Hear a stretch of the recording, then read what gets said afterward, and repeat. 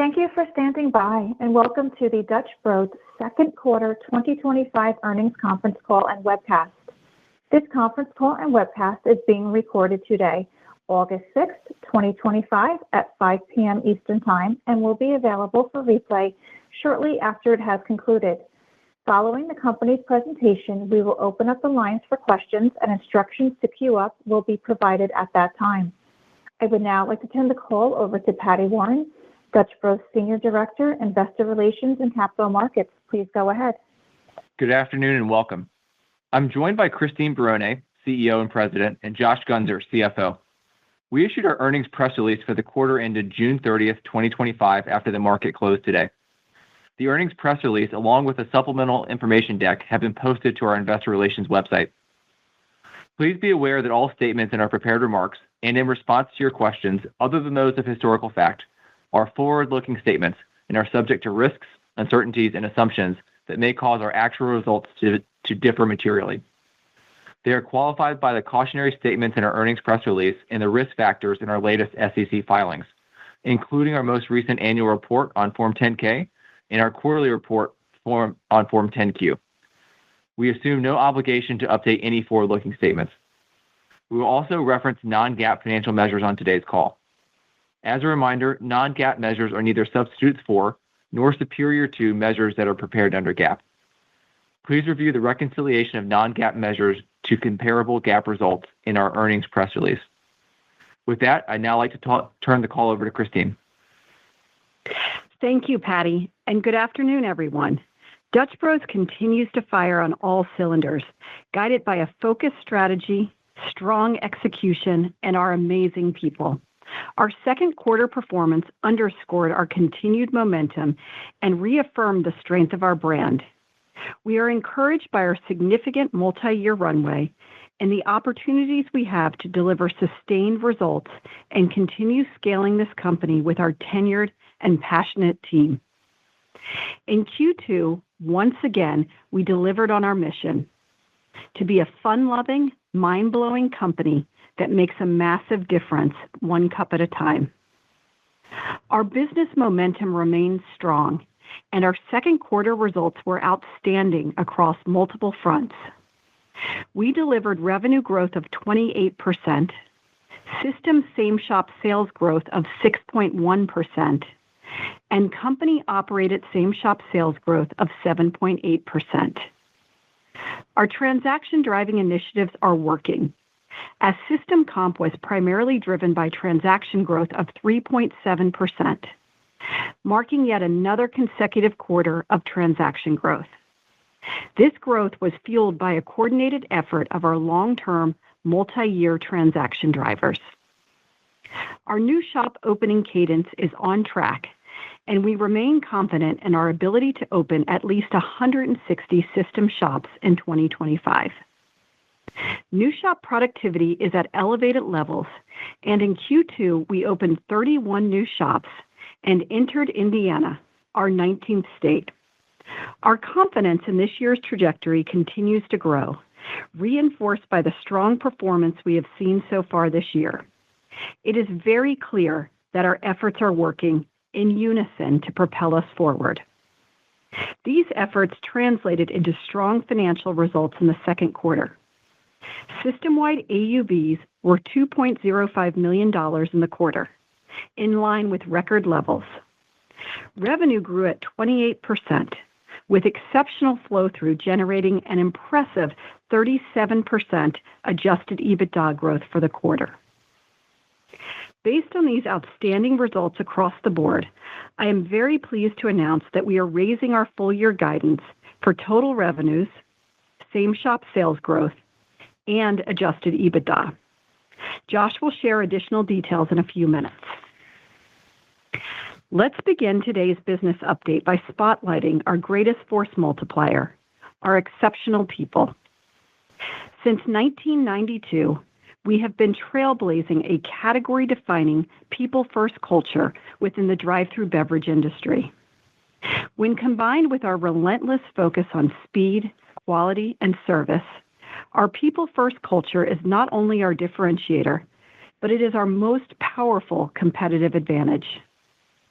Every senior leader in our business has passed their flow checks, and every new broista begins their journey grounded in our culture before learning to handcraft beverages.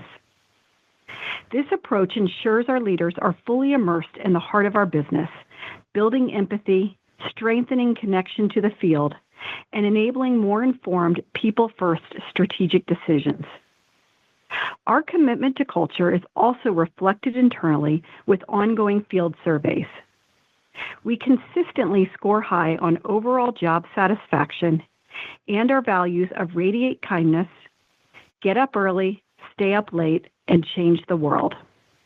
When we recently expanded into Indiana, our opening mob team was on the ground, delivering a track record of consistency and service to jumpstart the Dutch Bros brand in the state. This approach ensures every new market, every new shop, and every new future in the field reflects the culture that has defined us for over 30 years. Our current operator pipeline includes over 450 candidates, with an impressive average tenure of over 7 years, each one ready to carry forward and scale the Dutch Bros culture. This homegrown pipeline, built over time with intention, ensures a consistent high bar across markets that is difficult to replicate. Our operator pipeline is central to scaling our shops and, more importantly, to scaling the Dutch Bros culture consistently. These individuals are deeply aligned with our values and bring a strong foundation of experience, positioning us for long-term, people-driven growth. Shifting to development, we opened 31 system shops in the second quarter and are energized by the accelerating momentum into the back half of the year to open at least 160 shops in 2025. Thanks to the robust tools, streamlined processes, and exceptional talent we've invested in thus far, we are well positioned to achieve our goal of 2,029 shops in 2029. If there's one takeaway from today's call, it is this: Dutch Bros is in growth mode, and we are just getting started. With a long-term addressable market of 7,000 shops nationwide and just north of 1,000 shops today, the runway ahead is expansive. We continue to broaden our real estate capabilities by making key hires who will execute on our long-term pipeline. With refined systems and a disciplined market planning approach in place, we continue to scale our presence nationally and accelerate an ambitious growth strategy. New shop productivity remained at elevated levels in Q2, driven by our refined approach to market planning. With new locations opening in the right areas, in the right sequence, customers are lining up from day one. These strategic investments in planning, tools, and processes have improved system-wide AUVs and new shop productivity, positioning us for long-term success. Now let me share how we're expanding our competitive advantages through a focused set of clear and well-defined transaction-driving initiatives.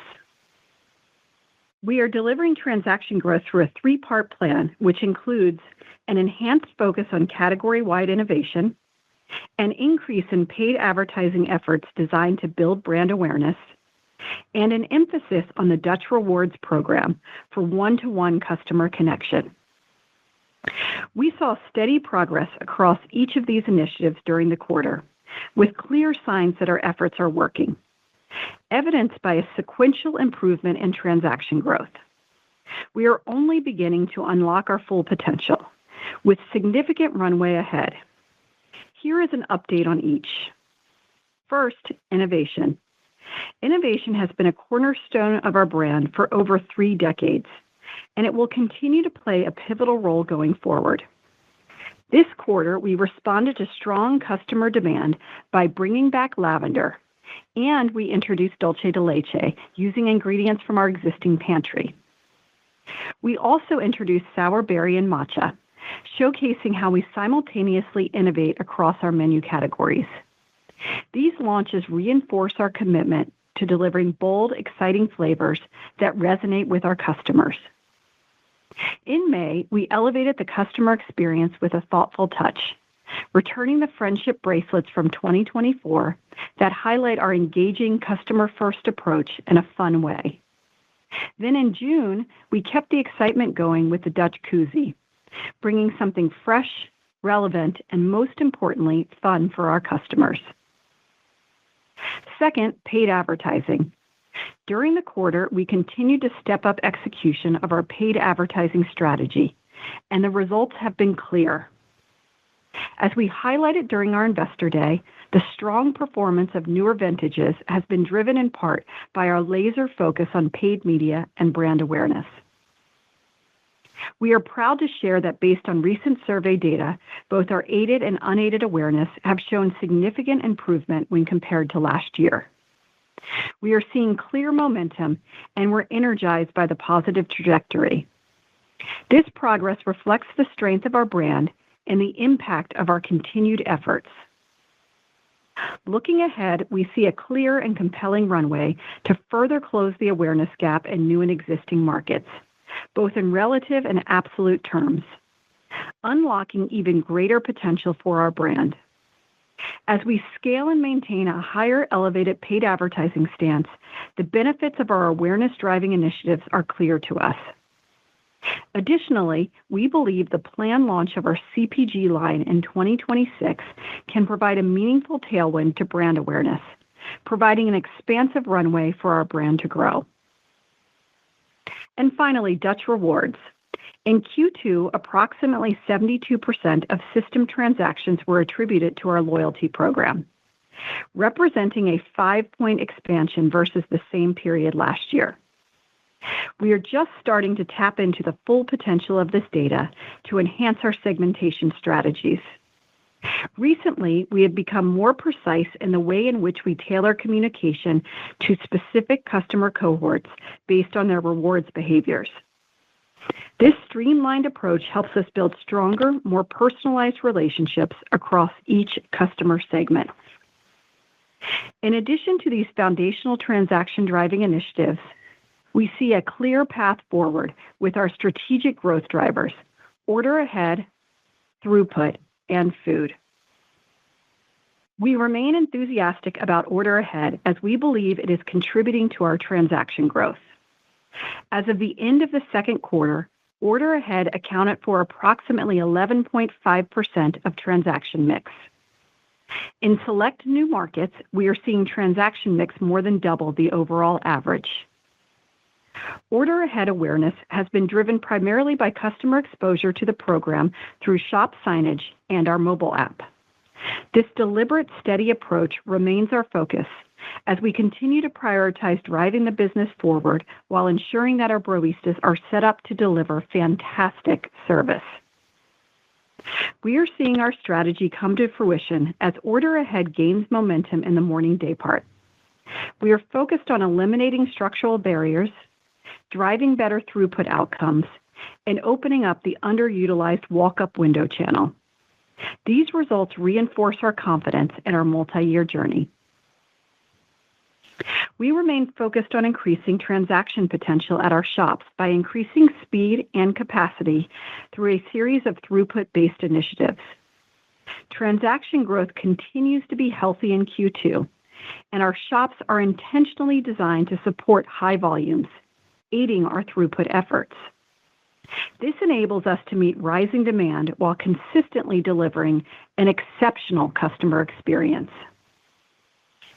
Recently, we introduced enhanced dashboards, which provide shop management greater visibility into speed-based KPIs. We know that when our field clearly understands and easily sees measurable goals, they take meaningful action to improve throughput.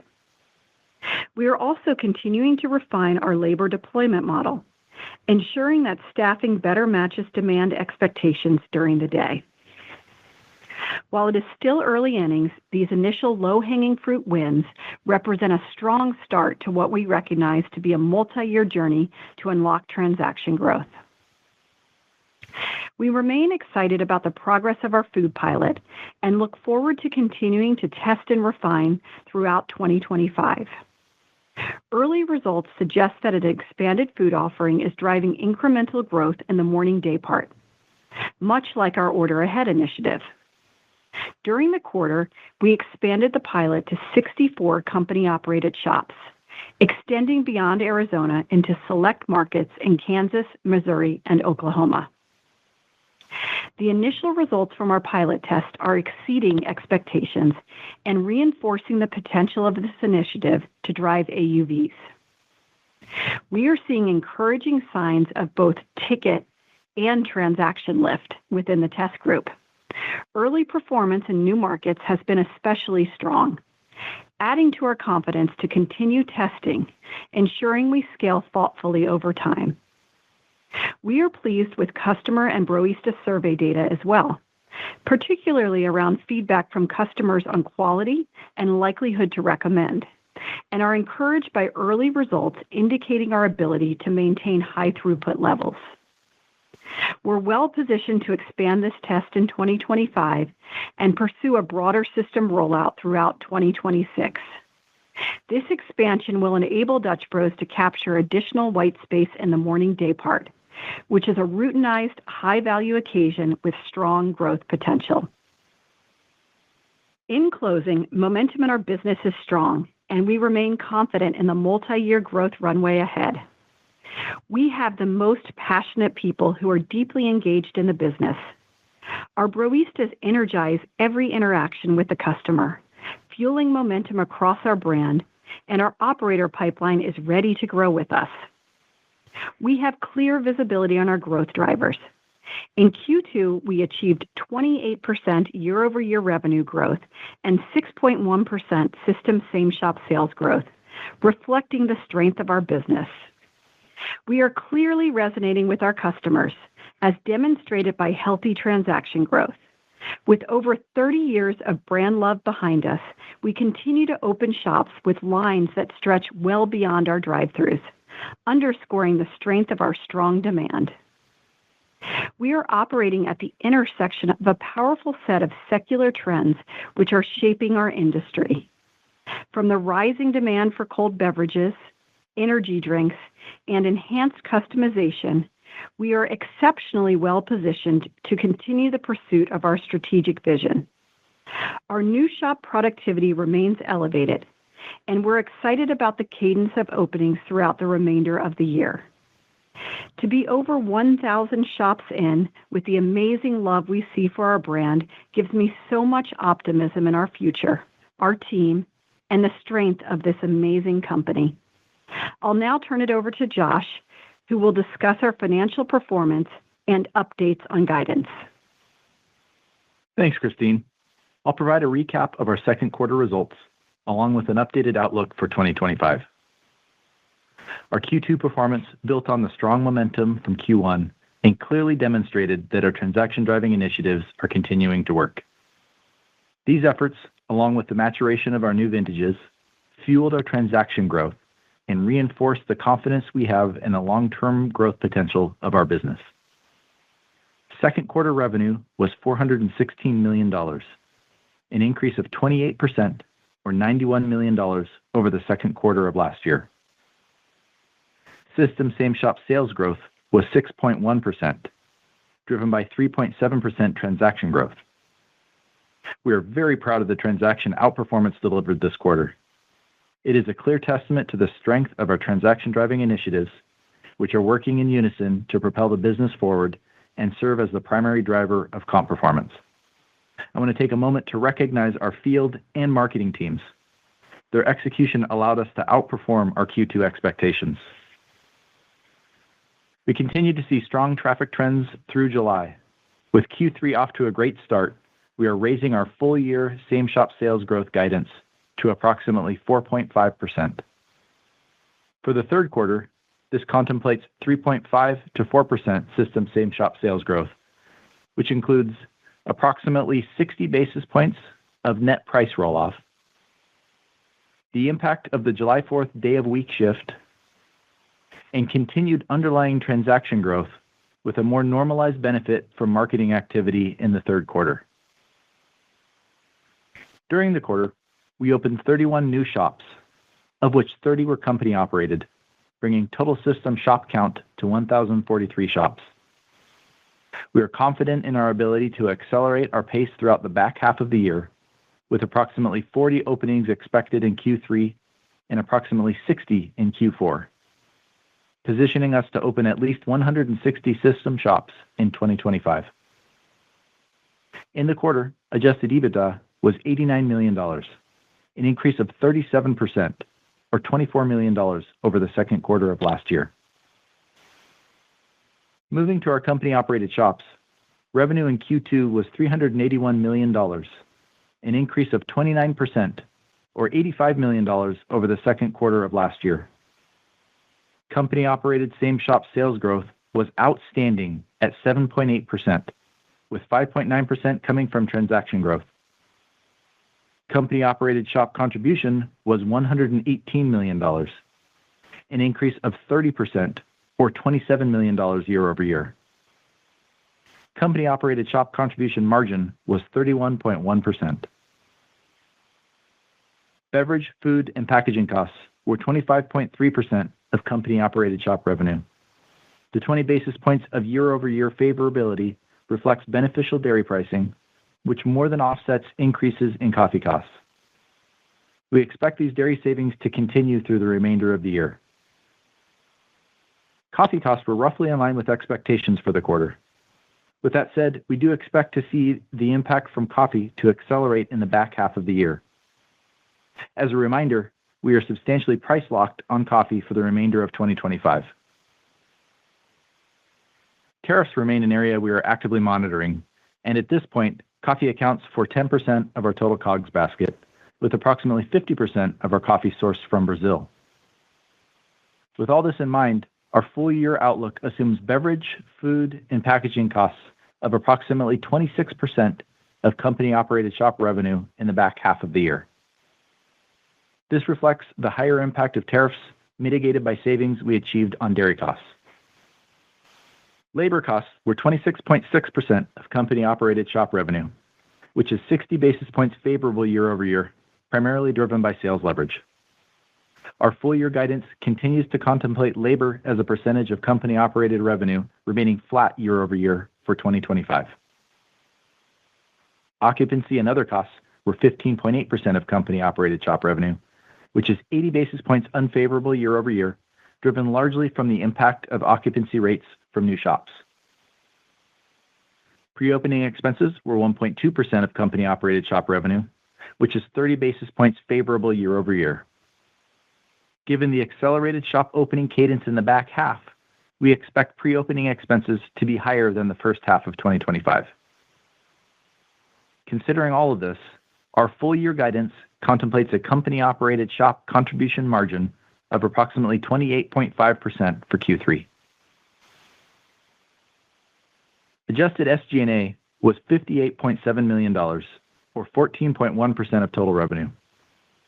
We continue to expect approximately 90 basis points of leverage on adjusted SG&A for the full year 2025.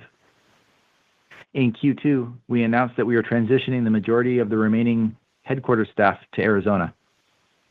We expect to incur up to $8.5 million in non-recurring costs, which we anticipate will be excluded from our adjusted SG&A. In the quarter, interest expense net was approximately flat year-over-year at $7 million. For the quarter, we delivered 26 cents of adjusted EPS, up from 19 cents, or 37% from Q2 of last year. Now I'll provide an update on our balance sheet, cash flow, and liquidity. In May, we successfully refinanced our credit facility, securing $650 million in total capacity. This includes a $500 million revolving credit facility, of which $50 million was drawn at close, and a drawn term loan facility of $150 million. The refinancing extends the duration of our available liquidity and provides more flexibility to support our long-term growth. As of June 30th, we have approximately $694 million in total liquidity, consisting of $254 million in cash and $440 million in our undrawn revolver. During the quarter, we increased our net cash position by approximately $19 million, which was driven by strong cash flow from operations. With a solid cash position on our balance sheet and enhanced liquidity through our recently refinanced credit facility, we are well positioned to pursue our growth with great confidence. In Q2, our average CapEx per shop declined approximately 15% from Q1 levels to approximately $1.4 million, demonstrating the progress we continue to make in transitioning our portfolio to more capital-efficient build-to-suit lease arrangements. Turning over to guidance, in light of our recent strong business performance, we are raising our full-year guidance for total revenues, system same-shop sales growth, and adjusted EBITDA.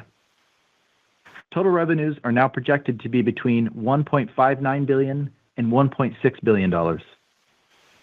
System same-shop sales growth is now expected to be approximately 4.5%. Adjusted EBITDA is now estimated to be between $285 million and $290 million. There are no changes to our guidance for total system shop openings and capital expenditures.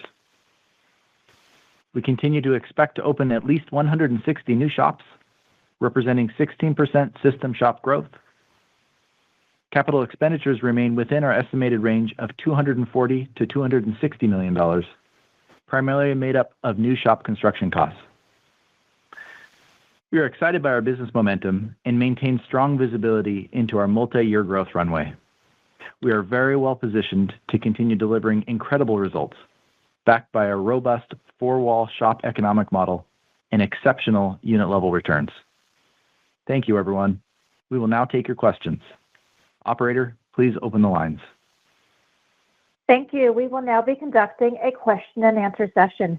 If you would like to ask a question, please press star 1 on your telephone keypad.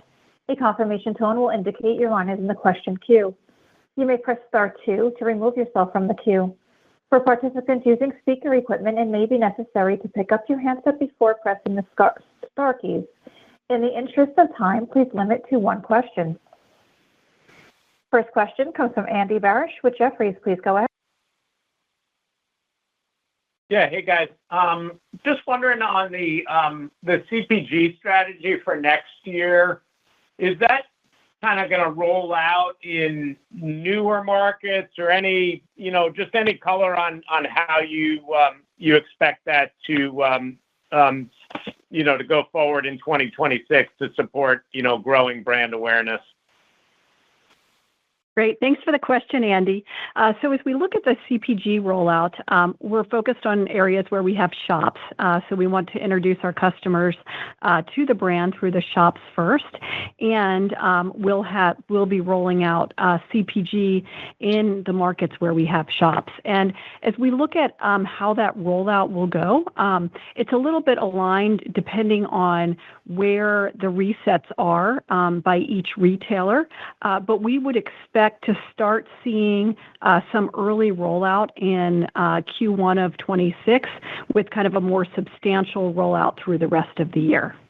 We're really excited by what we're hearing so far. I think the excitement in this market for having a new brand with a lot of energy behind it is something that we're really, it's being reflected in those conversations that we're having with retailers. Great. Thank you. Thank you. Next question, Sharon Zackfia with William Blair. Please go ahead. Hi, thanks for taking the question and congratulations to you and the team on really good results again this quarter. I know you're doing a lot of work on speed and throughput, and I'm sure that's manifesting some in these results we're seeing. And I know you mentioned labor deployment and ongoing initiatives there. Can you kind of give us an update on where you are on speed and throughput, maybe some metrics and what you're finding to be the best levers to pull to improve that further? Thank you. Yeah, so I would describe where we are on throughput is we are still working on some basic blocking and tackling, and I think we have a long runway ahead of us from a throughput perspective. One of the things we're really encouraged by is if you look at those results in Q2, led by that 3.7% transaction growth, that is really everything working in concert. And one of the most important areas is really that labor deployment. So some of what we're seeing there as we roll out a new LTO, just having great training, making sure our teams are really well staffed against demand. As we do special merch drops and sticker drops, those are focused on different parts of the day. So our team's ability to really understand where we're going to see those demands, match our staffing against it so that we can really provide exceptional service is one of the things I'm most excited about that I'm seeing from a throughput perspective. We've also rolled out speed dashboards, and this is one of our first times that our teams get to see in a very easy way, how am I doing right now? How did I do on my best weekend or my best hour? And can I motivate and drive the team to see if we can deliver one extra smile during that time period? So those are the primary things we're doing right now. And I think it's really neat to see just how well the team is doing with labor deployment and ensuring that we're staffed really well to meet those high peaks, especially during some of those merch drops. Thank you. Brian Harbour with Morgan Stanley, please go ahead. Yeah, thanks. Hey, guys. Yeah, obviously, as you mentioned, new store productivity remains very good. Talk, about, I guess, some of the market specifics that you're seeing there, and is it still your expectation that that holds up quite well into the second half of this year? Yeah, so as we look at new shop productivity, it does remain elevated, and we're actually seeing really nice, strong results across our different markets. We actually, our strongest performing shop last week was a very new shop in Georgia. And so really just neat to see that these long lines are holding as we move across the country. I think the strength of this brand is just really evident as we open new shops and get to see this amazing demand, even in markets very far from our home market of Grants Pass.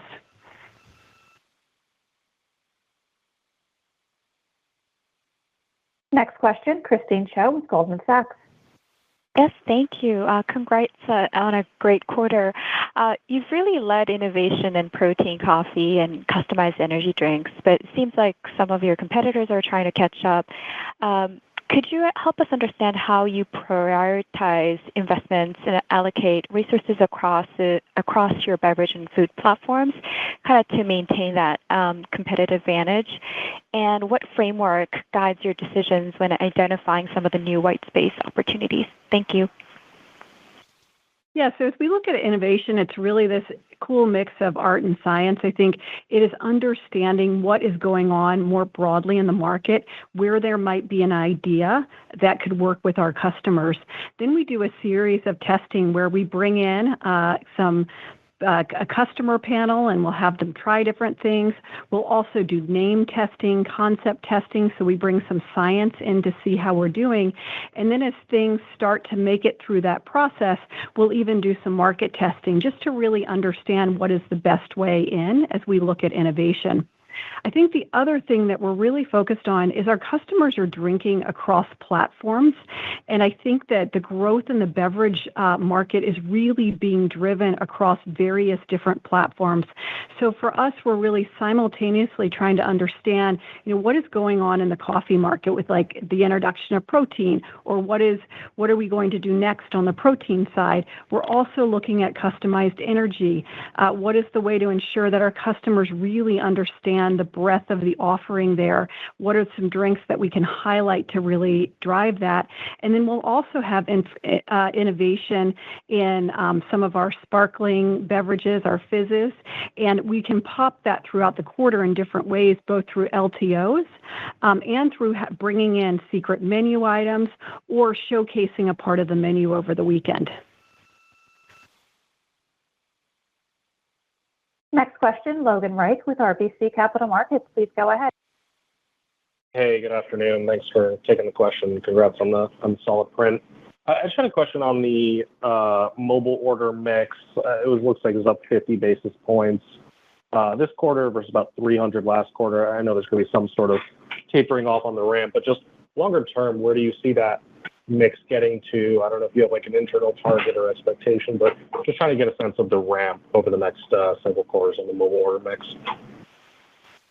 Yeah, we feel really good about where mobile order is, and I think especially with how our teams are embracing it and how our customers are embracing mobile order.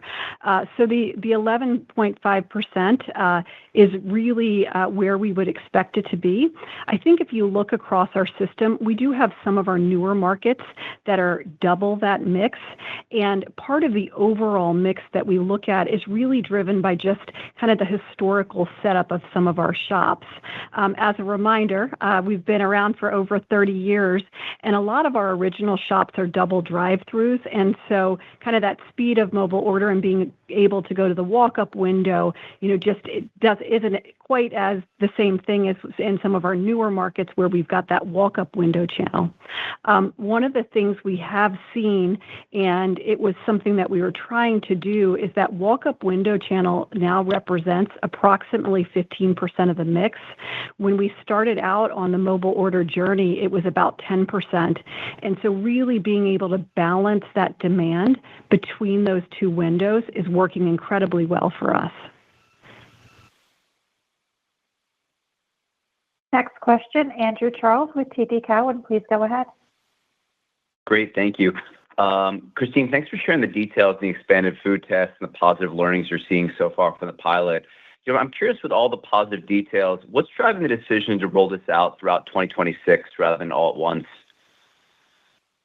Yeah, so as we look at the food program, I think similar to how we looked at mobile order, the primary factor is ensuring we really take the time to do the training correctly, set up our teams for success, ensure that they are really ready to share this with our customers.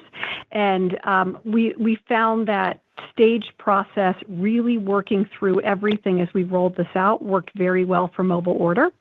In addition, with food, there are a number of equipment things that have to go into our shop, right? So we're putting freezers into our shops. We're putting ovens into our shops. We're putting in different racks and things that make it really easy for our teams to execute on the food business. And so just the physical part of putting that into the shops will happen over time. The other piece is, as we bring food in, we are working with each of our distributors in each of our markets to ensure that we're really rolling this out in the correct way. So we are just incredibly pleased with what we're seeing. We feel really good about the training cadence that we're establishing as we roll out into markets. And then we're also ensuring that we're testing the food business, across a lot of different parameters. So this move in, starting in the market in Arizona and then going into some of our newest markets with food and seeing the results that we're seeing, we're just incredibly pleased as we expand this under different circumstances to continue to see really great results. Thank you.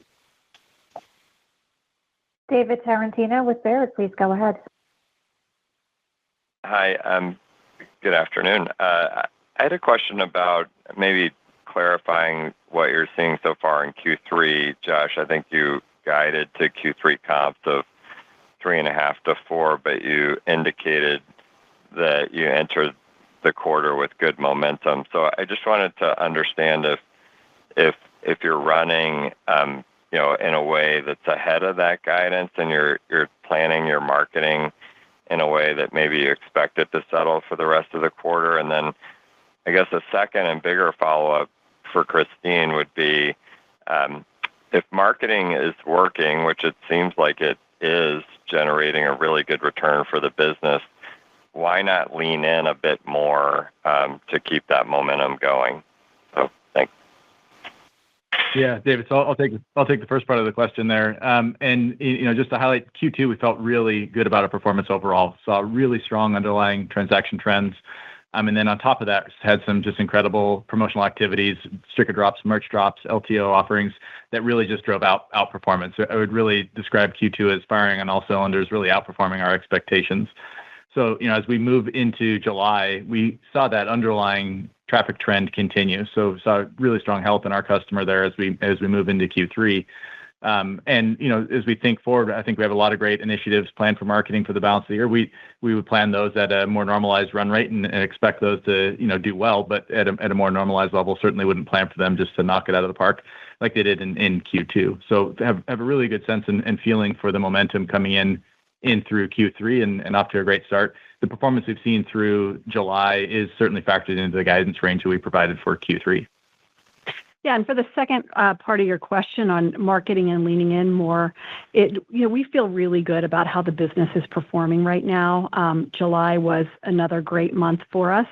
And as we look at marketing, I think that there is this very thoughtful and delicate mix of making sure that our customers love what we're doing, and it also does not become too predictable. And so if you think about all of the different ways that we are speaking to our customers or sharing new ideas with them, with merch drops, with sticker drops, with points days, we really want to make sure that it is that right balance of those things.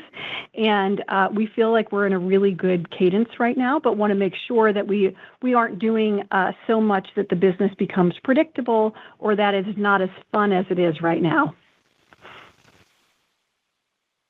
Next question, Dennis Geiger with UBS. Great, thanks, and congratulations. Just one follow-up on mobile order. As it relates, or two-part on mobile order, as it relates to the mix piece, Christine, is it something where maybe you lean in on marketing a bit more to highlight the mobile order dynamic to kind of increase or accelerate that adoption, or are you pretty comfortable with the adoption that you're seeing? And the second part of the mobile question really is that, that contributing to the transaction growth, encouraging to hear that. Could you unpack that a little bit? Is that a throughput benefit? Is it repeat customers coming more because of the experience? Any kind of unpacking of how it's driving the transaction growth would be great. Thank you. Yeah, so we're very happy with the mobile order adoption rate and where we are today. And again, we are seeing in some new markets quite a bit over that 11.5%, in some markets double. And I think that if you look at what we're trying to do, one, this was the number one thing that our customers were asking for through the app. So it was really a customer-driven innovation. The other piece is we were trying to balance some of the demand across the shop, which is working quite well, and then to drive transactions. So we are seeing a frequency lift as customers come in and use mobile order, and we are also seeing that strength in the morning day part.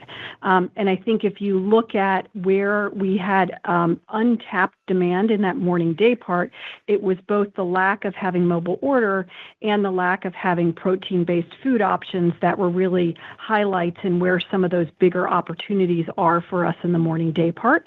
And so we're seeing that very much play out with mobile order. What we're doing as we continue to look at how we drive mobile order, it needs to really be driven by our customers. This needs to be how they want to order. And so we're continuing to make the app and the order process easy. We're continuing to do surveys every week just to understand, are we meeting our customers, their time expectations? Do we have the menu items on the app that they want to have?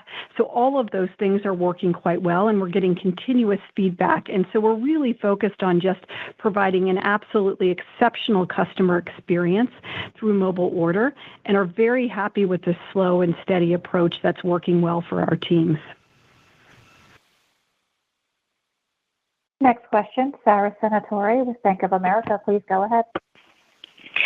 Thank you. I guess one housekeeping and then a question. The housekeeping is I just want to make sure I heard right about pricing. So like 2.5 points of price, I guess, would imply perhaps slightly negative mix. So just wanted to confirm that. And then my question is, I think Josh mentioned, how the maturation of new vintages has been contributing or fueling the transaction growth. So I wanted to understand, is there some kind of maturity curve that you're seeing now that, as you think about, growing restaurants, you get sort of a tailwind just from that maturity curve?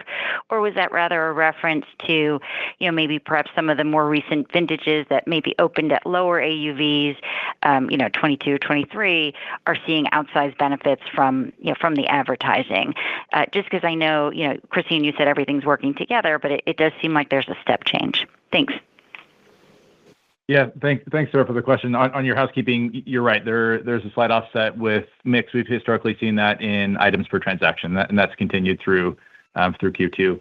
As you think about the newer vintages, I would broadly answer your question as yes. We're seeing performance from some of those older vintages that are not, sorry, older, but the more recent vintages that we've opened in new markets, in even some of the few years ago openings as well. We're seeing strength across the board. So we've had really strong comp performance coming out of all the new vintages, both from the maturation curve and those that we opened several years ago. So feel really good about the strength, really seeing it across all cohorts. It's just even stronger in those newer cohorts.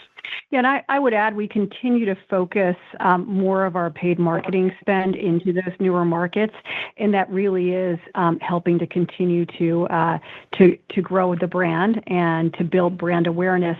If you think about kind of the Dutch Rewards program and paid marketing, they're really working in concert together. So we're using that paid advertising to build the brand awareness, to bring customers into the brand for the first time. Then we want them to experience the brand and very quickly join our Dutch Rewards program, so we have that very easy channel to talk to them, share with them all the new news that's coming. Thanks. Next question, John Ivankoe with JP Morgan.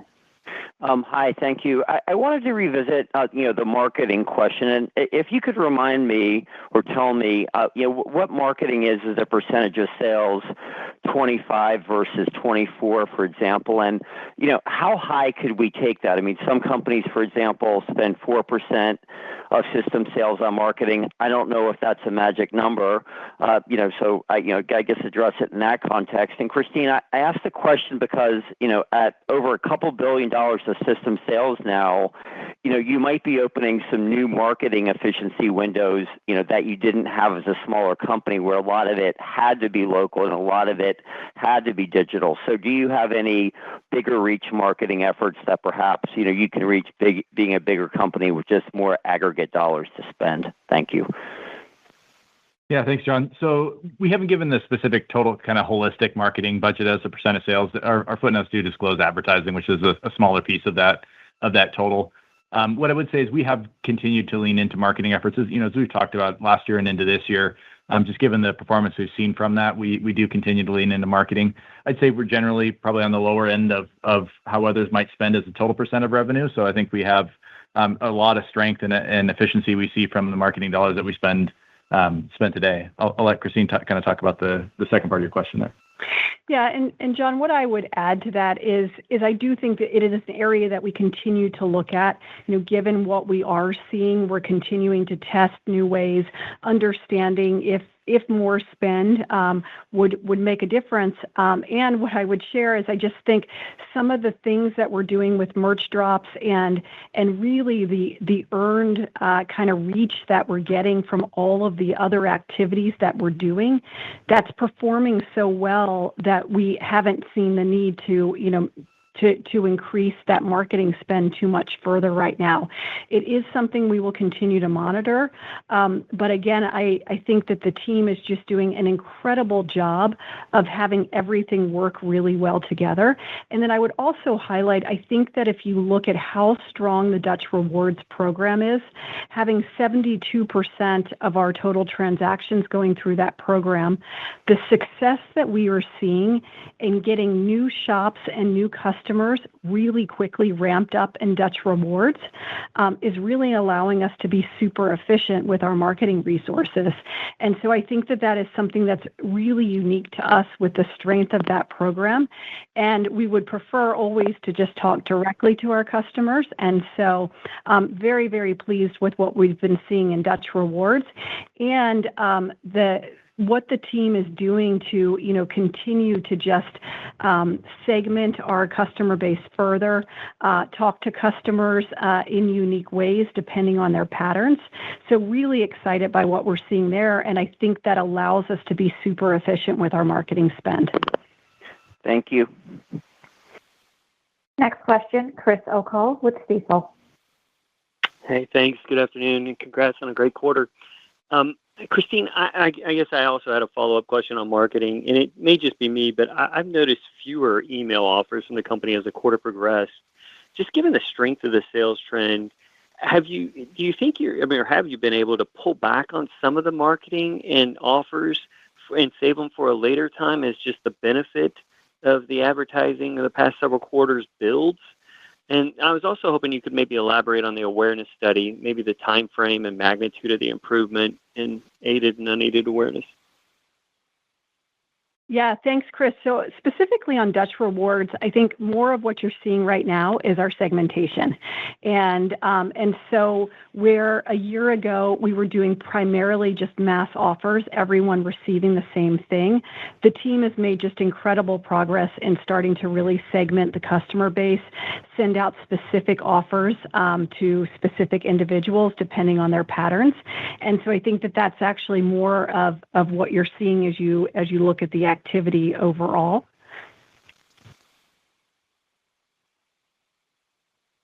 And then what was your second question, Chris? I was just hoping you could elaborate on the awareness study. Oh, the awareness. The time frame and magnitude of the improvement you mentioned. Look for you. Yeah, so as look at the awareness study, that's something that we're doing right now on an annual basis so that we can really see movement and what's happening there. So we're looking at where we stand from an aided and unaided awareness. We haven't shared, the exact improvements there, but we are seeing quite material improvements, especially in some of those new markets. Great, thanks. Thank you. Next question, Jacob Aiken-Phillips with Melius Research. Please go ahead. Yeah, good afternoon. So another marketing question. So could you give any more color on the personalization and segmentation with Dutch Rewards? Like, what inning are we in? What's the next phase of that personalization? And then kind of how it relates to the operational focus and the more top-of-funnel paid advertising you're doing? Yeah, so on the Dutch Rewards, I would say we are still in early innings of the segmentation. In addition to segmentation, we are also looking at, what is the right functionality to have in the app? What are some things we can do to make some of those rewards offers even more fun?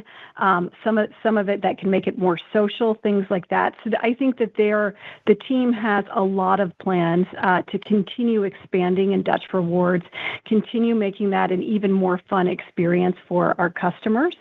And then as we compare like top of funnel marketing and how we think about that, really, I think it's the separation of those two channels and thinking through that the paid advertising is more to build brand awareness and brand awareness that can drive some action. So what is Dutch Bros? What are those offerings that we have? So you might have driven past a shop, seen the windmill. Now you see the advertising, you kind of connect what that shop is with what we serve, and that can drive your first visit. And we find once we get customers in for that first visit, they're oftentimes coming back. So it really is focused on driving kind of that first visit or two. And then we focus at the shop level in making sure that you're aware that we have Dutch Rewards so that we can get you into that program.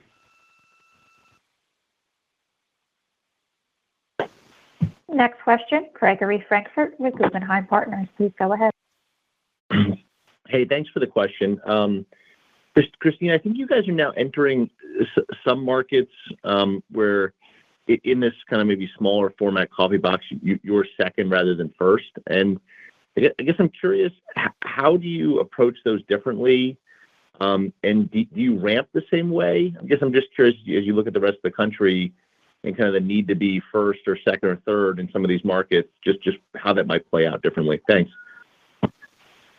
Yeah, thanks for the question, Greg. And so, I do think every market that we enter for sure has a coffee shop in it. And so I think as you look at where we enter, there might be other sorts of new competitors, things like that. It is something that we look at closely. What we are increasingly finding is that when we come into a market, customers know who we are. It doesn't really matter what order we're entering a market in. And the lines that we are seeing in our new shop shop openings, the excitement for the brand really continues to build. It's something that, as I look at this brand past 1,000 shops, to see the lines actually building as we scale is just a really, really encouraging thing to see as we go. And so I feel like the brand is in such a great place. I think that our customers, our potential new customers, really understand what Dutch Bros is. They build that excitement. They're driving from long distances to come to those first shop openings in an area. As I mentioned at the start of the Q&A, to have our top performing shop last week was in Georgia, which is a new market. Absolutely amazing. So really, really cool to see the strength of the brand. Thank you. Next question, Brian Mullen with Piper Sandler. Hey, thanks. Wanted to come back to the food test. You've talked about having a few important goals with this, barista satisfaction, not disrupting throughput, minimizing complexity, and then having the right assortment to make sure you satisfy the food, but get that beverage occasion. So question is, as you go through the test and evaluate through the lens of each of your goals, which one is proving to be maybe a little more seamless or easy? And then maybe on a relative basis, is anything proving to be a little more challenging or taking longer? Any thoughts on that would be great. Yeah, thanks, Brian. We're really happy with what we're seeing across the board on all of those metrics. And we are doing both frequent surveys with our teams and with customers to understand where we are. We're also obviously seeing kind of the demand and how that's going with our customers. So we are pleased across the board. We are seeing really nice throughput. Our teams are able to execute the food within the time frame of the beverage. Our barista satisfaction is high and actually has continued to grow as we've rolled out to new markets with that really systemized training that we've gotten down to. And then the customer satisfaction is really high. I think we've got the assortment just right. And it is as we've shared, it's an assortment of just 8 items, so it makes it really simple for our teams. And I think very easy for our customers to understand and know that there's this assortment that they can order from, and it matches the beverages that they're ordering. So we're really pleased with what we're seeing from a food perspective across the board. The other piece that we just shared was we are seeing a ticket lift as well in early days and a transaction lift. And so seeing that transaction lift really validates what we thought we would see in the morning, that our customers will sometimes share with us that they love us but might go somewhere else because they want that food in the morning. And so now that having food in those test markets, seeing that little bit of transaction lift is something we're incredibly encouraged by. Thank you. Jeffrey Bernstein with Barclays. Please go ahead. Great. Thank you very much. Christine, I do hate to ask this question, but it is a compliment as you are firing on all cylinders and so early in attacking the TAM. I think you mentioned 160 units this year, 16% growth. But when I think about that growth, the new and existing markets seem to be doing well. You've got 450 or more candidates ready to lead. I think, Josh, you mentioned that the CapEx to build has eased pretty significantly over the past quarter or two. It seems like the opportunity to accelerate would be prime, being more on offense versus defense in such a competitive category. I'm just wondering what would keep you from ramping up, whether it's the growth this year or how you think about the pipeline for next year. Again, it just seems like all things are working for you. This would seem to be the time, unless there are some gating factors that maybe we don't fully appreciate. Thank you. Yeah, no, thanks so much for the question. And we feel really good about where we are. We have continued to build out the real estate team. We are really excited about getting to that 2029 and 2029. And I think that the steps that we took 2 years ago to really get us into this position where we can continue to accelerate the growth were incredibly important and are playing out in such a great way. So, we wanted to focus on market planning. We're seeing those elevated AUVs in those new shops. We wanted to focus on building out, but in a more capital efficient way. We are seeing those reductions in CapEx as we open the new shops. We wanted to get our teams really ready to open those new shops, ensure that we had a marketing plan to quickly build brand awareness so that we could open out of the gate really strong, and we're seeing that as well. So as we look across all of those things that we went and said, hey, we would love to make a little bit of a tweak here, we're actually now seeing results across all of those areas, and I think are in just a great place to continue to accelerate our growth. Next question, Jeff Farmer with Gordon Haskett. Please go ahead. Thank you. Consumers' increased focus on value has come up, I would say, on almost every call over this earnings season. So with that as sort of the lead-in, I'm curious what your thoughts are on Dutch Brothers' sort of value positioning or offering and how you guys are competing for those customers who are looking for value. So clearly you're doing well, but I am curious how you're competing for those customers who are looking for value right now. So we think we're in a fantastic position from a value proposition perspective. This is something we continue to test and survey with our customers. We've been very thoughtful. We've taken very minimal price this year. I think that has put us in a fantastic position, and it's something that we would want to continue to be a leader in. I think our customers really appreciate the sizes that we have. I think they appreciate the ability to really customize freely within their beverages, and we feel like we have the formula right to really be delivering on what the customer expects. And I think you add to that when you come through our drive-thru lane, you just leave in such a great place. You leave with your day being a little bit brighter. And I think that's ultimately what customers are looking for in this market. Thank you. Appreciate it. Thank you.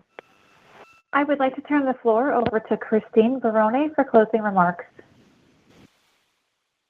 Thanks for your questions. In May, we hosted our 19th annual Drink One for Dane Day, a company-wide initiative that raises awareness for ALS and honors our co-founder, Dane Boersma. In support of this event, the Dutch Bros Foundation donated $1 million to the Muscular Dystrophy Association, our long-standing partner in the fight against ALS. In the quarter, many of our shops also held local give-back days, each one driven by the passion and energy of our crews. The heart of Dutch Bros remains unchanged. Moments like Drink One for Dane reflect our commitment to community impact, connection, and purpose-driven growth and values that have guided us since 1992. I want to thank our teams who made Drink One for Dane Day and all of our local givebacks truly special. Your efforts allow us to keep showing up for our customers and communities in meaningful ways every single day. Thank you. This concludes today's teleconference. You may disconnect your lines at this time, and thank you for your participation.